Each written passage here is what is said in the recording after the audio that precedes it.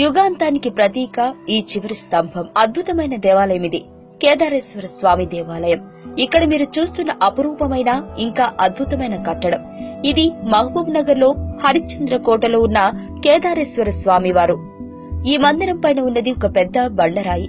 ఈ బండరాయిని ఆపుతున్నట్లు కింద 4 స్తంభాలతో పై గుడి కట్టారు. చూడండి ఎంత అద్భుతమైన కట్టడమో.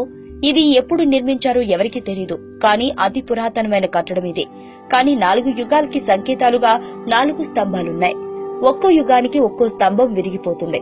ఇప్పుడు మనం కలియుగంలో ఉన్నాం కనుక ఈ పెద్ద బండరాయి ఒక స్తంభం పైన మాత్రమే ఉంది. ఎప్పుడు అయితే ఆ స్తంభం కూడా పతనమవుతుందో, అంటే విరిగిపోతుందో, అప్పుడు ఆ రోజున కలియుగానికి ఆఖరి రోజుగా నిర్ధారించారు. అంతటి గొప్ప మహత్వరమైన గోపురం ఇదే.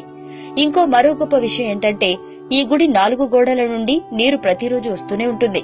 ఈ నీరు చాలా చాలా చల్లగా ఉన్నందువలన ఎవరూ లోనికి వెళ్లడానికి సాహసం చేయరు. ఒక్క వర్షాకాలంలో మాత్రమే ఒక్క చుక్క నీరు కూడా గుడిలో ఉండదు.